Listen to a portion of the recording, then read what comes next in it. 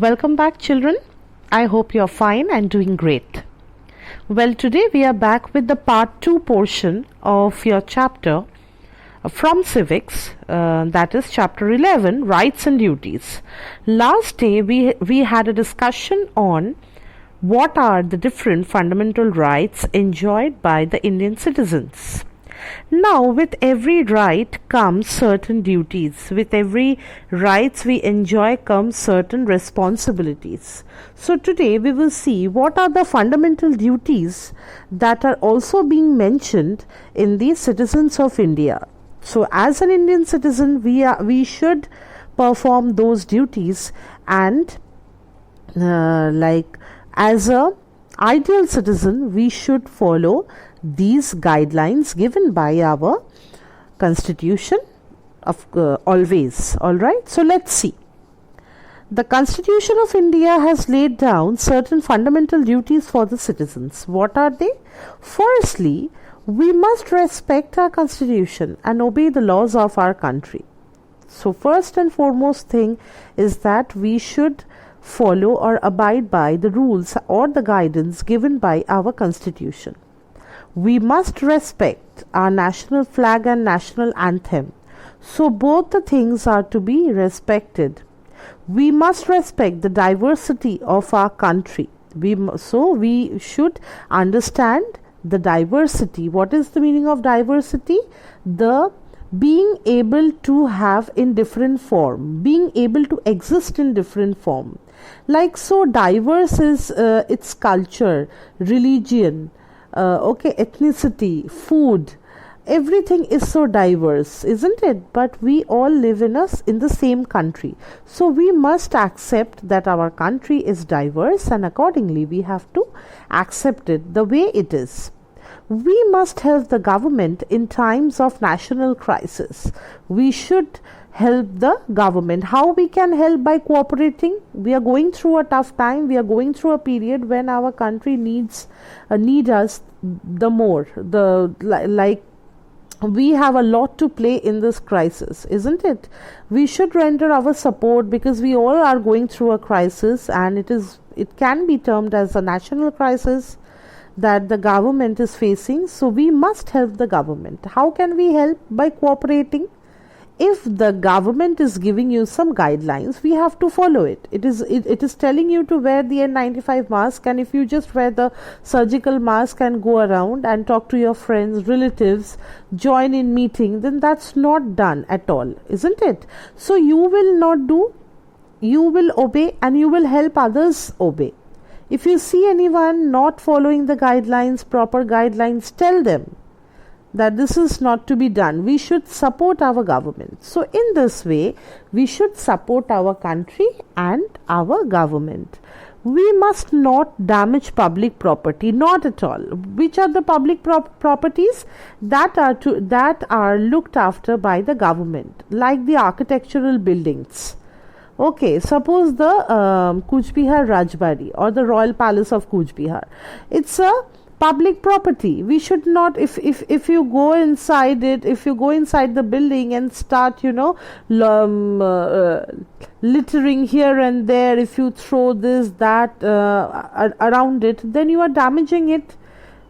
Right, so we should not do it. We should act responsibly, and we should not damage the public property. Last one is, we must treat all citizens as equal and should follow non-violence. So the children, non-violence, this was preached by none other than Mahatma Gandhi. Right, so his birth anniversary is celebrated each year as the Day of Non-Violence.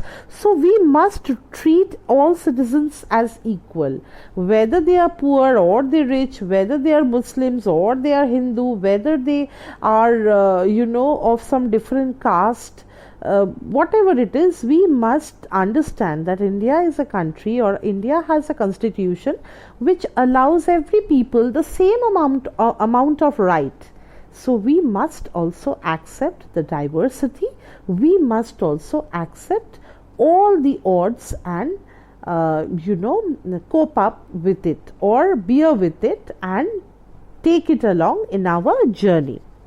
So that was all about the fundamental rights enjoyed by fundamental duties that every individual should follow, maintain. Okay. Lastly, we coming to the directive principles of state policy. What are they? We know that by the word directive, we mean that if someone is giving you some direction, if someone is giving you certain guidelines, all right. So the constitution has laid down some guidelines for the government to govern in a better way and ensure the welfare of its citizens. These guidelines are called the directive principles of state policy. So the constitution itself is a book which is self-explanatory, which means that can explain itself in a better way. So it has given some guidelines for us to follow to ensure welfare and to ensure the welfare of the citizens. These are called the directive principles. The government must follow these guidelines while making laws and policies and putting a law into practice. However, it may not be possible for the government to ensure all of these completely. Citizens cannot go to a court if the directive principles are not followed by the government. In the last discussion, I told you children that any person, if any time they feel that their fundamental rights are being taken away or they are not being treated equally, they can go to the court, because court gives us the justice. It falls under judiciary. I told you, right? Again, I'm telling you that if the directive principles which are given by the constitution only, they are not followed, you cannot go to the court. So that is again a contradictory rule. Okay. So if the directive principles are not followed, you cannot approach the court. All right. Okay. Some directive principles are promotion of justice on a basis of equal opportunity, free and compulsory education for all children up to the age of 14, promotion of education and economic interest of the scheduled caste, scheduled tribe and the other weaker sections. So the first one is promotion of justice on basis of equal opportunity. So equal opportunity, by equal opportunity we mean that if someone is suppose there is a job vacancy, all right. So you have applied, or some other children or the other members have also applied for the job, but you are having a better qualification, so the government will be, or the job company has decided to take you instead of the other one. Okay, but the other person belongs to a low suppose a low subcaste group. So in this case, not 100% the company will be able to show justice, because in this case they need to see whose qualification is better or who is most eligible for the post. All right. So sometimes they are not being able to follow these rules in case of giving equal opportunity. Secondly, free and compulsory education. So the government has the Constitution of India has provision for this system of compulsory education up to the age of 14. 14 means when you go to class 8 usually. So till 14 years of age, the constitution should the government should allow you to read and write. So for that reason, so many Navodaya Vidyalaya, so many Sarva Shiksha Abhiyan schools have been set up. Okay, they are government schools which give you education for free. But in many cases we see that the people from the poor background, or the people who do not belong to any proper urban area, those parents are not willing to send their children to the school. Okay, because they want them to work with them so that they can get their work done, and at the end of the day they get some money out of it, or they have some income to earn a living. So for them education is secondary. Okay, earning money to have a proper life is primary. So for them it is not so important. Then again, it is the rules are not applicable as directed by the constitution. Next we are coming promotion of education and economic interest of the scheduled caste and scheduled tribe and weaker section. Here in this case, many SC, ST and the other weaker class, they are not that willing to read in some cases, or in some cases they want to do some other work by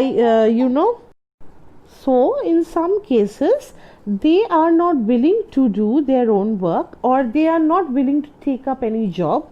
They want to do the household job, or they want to help their parents in the field work or whatever.